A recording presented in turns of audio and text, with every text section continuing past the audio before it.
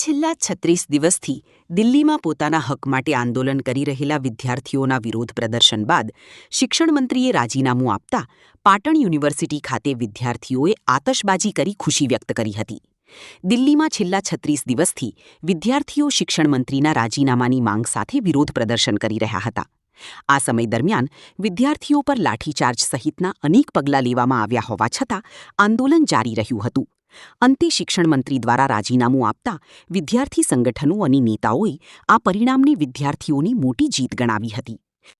આ ભવિષ્યમાં નીટ જેવી પરીક્ષાઓમાં પેપર લીકની ઘટનાઓ રોકવા અને વિદ્યાર્થીઓના હિત માટે કરવામાં આવેલી સ્ટ્રાઇકનું પરિણામ હોવાનું જણાવવામાં આવ્યું હતું.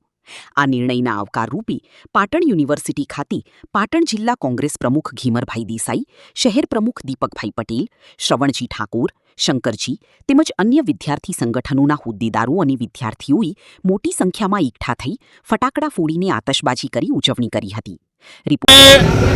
જોઈ શકો છો કે છેલ્લા 36 દિવસથી દિલ્હીની અંદર વિદ્યાર્થીઓ જે પોતાનો હક માગી રહ્યા હતા અને શિક્ષણ મંત્રીનું રાજીનામું માગી રહ્યા હતા, એ અનુસંધાનની અંદર આજે શિક્ષણ મંત્રીએ રાજીનામું આપ્યું છે.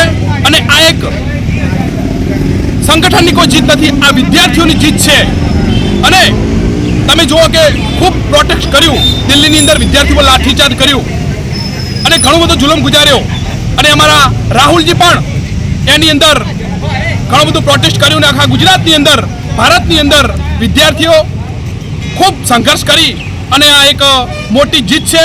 ભવિષ્યની અંદર આ વિદ્યાર્થીઓની અંદર જે નીટમાં પેપર ફૂટ્યું હતું ને આવાવાળા સમયમાં કોઈ પેપર ના ફૂટે એના માટે જે સ્ટ્રાઇક કરી અને રાજીનામું આપ્યું છે શિક્ષણ મંત્રી, આ એક આ વિદ્યાર્થીઓની જીત થઈ છે.